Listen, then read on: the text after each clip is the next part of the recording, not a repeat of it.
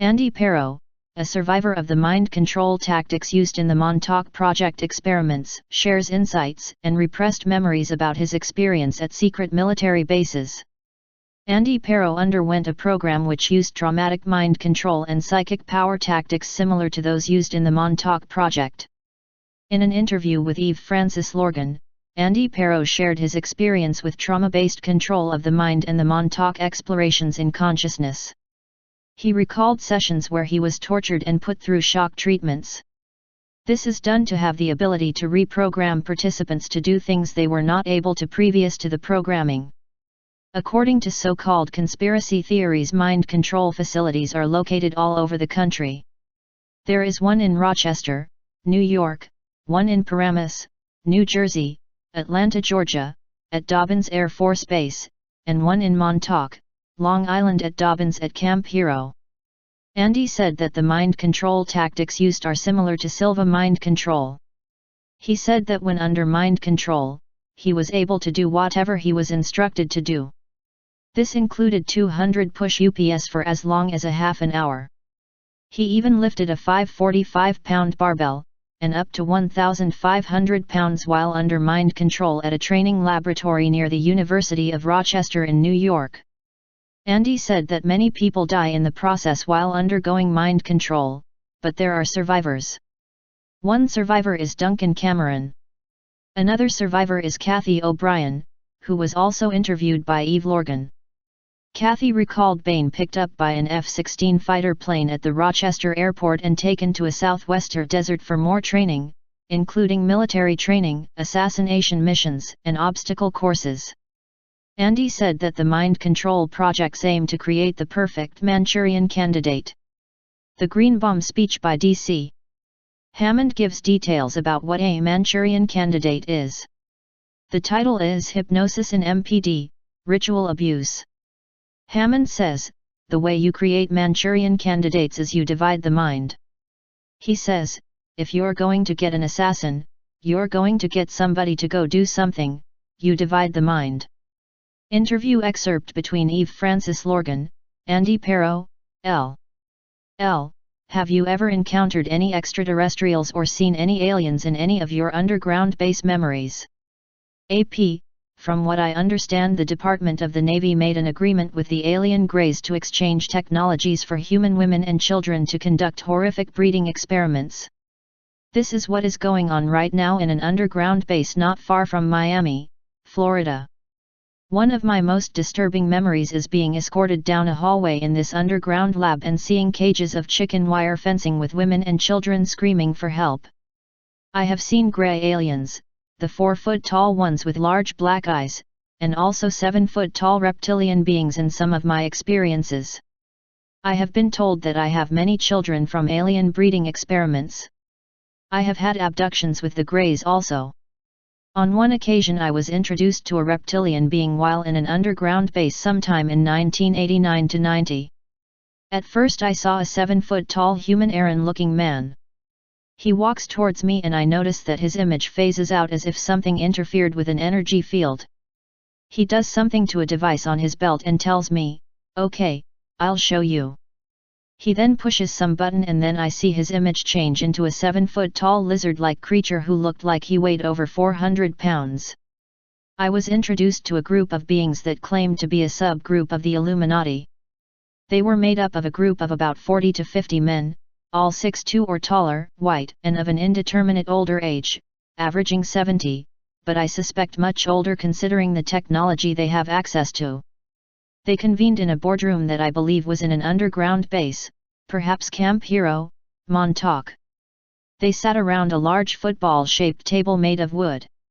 Each high-backed chair had a light at the tip and each sitting had a TV type of screen and control panel that came out from the table.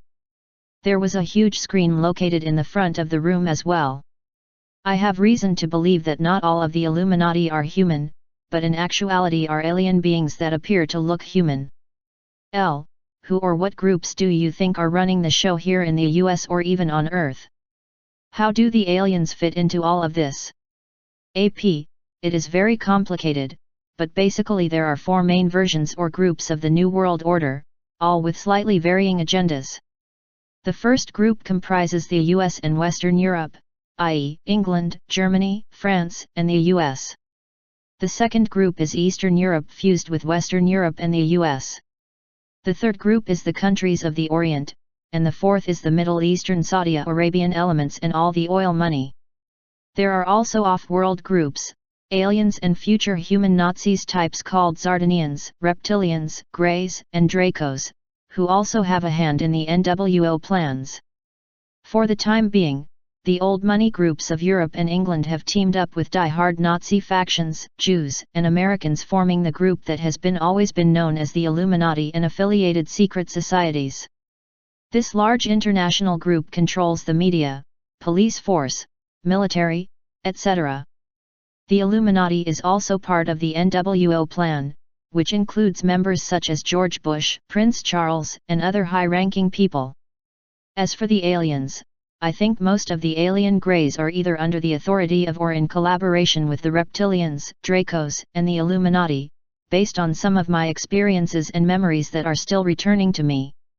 Some Grey groups are in conflict with the reptilian/Draco agenda and are doing their own thing, human/Grey hybridization programs, so to speak. Their agenda gets into heavy spiritual matters having to do with acquiring an emotional body and an ability to ascend to higher dimensions. They are using humans to accomplish this via the human/alien hybrids. Humans have the key in terms of having a threefold essence or unity of being, physical, emotional and spiritual. Other aliens have lost this unity of being, because of the fall from grace, thus inhibiting them from ascending to higher dimensions, or evolving to higher levels. This gets back to the original Luciferic rebellion, fallen angels, and the various conflicts between species. The Montauk Project is a supposed group of operations that were had by the United States government.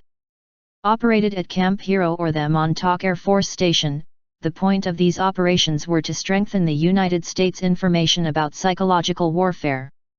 On the side, they also wanted to research time travel. There have been books on the Montauk Project by Preston Nichols.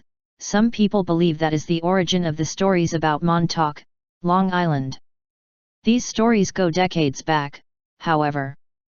Originally started in the early 1980s, book writer Preston Nichols claimed that he had suddenly remembered things in his memory that were repressed. Originally from New York, Nichols claims that he had degrees in psychology, electrical engineering, and parapsychology. Those who believe in the Montauk Project say that it is a continuation from the Philadelphia experiment, an infamous experiment which happened circa 1943. They were studying around electromagnetics, and were curious about how to make things invisible and how to use them in the field of war. However, when a report was prepared for Congress, it was rejected. They claimed that this sounded far too dangerous. However, it was funded secretly by the Department of Defense with $10 billion from the Nazi gold train.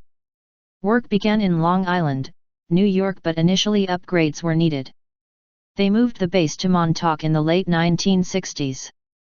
They made a bunker underneath the base and then to mask it they had the area closed off due to environmental contamination.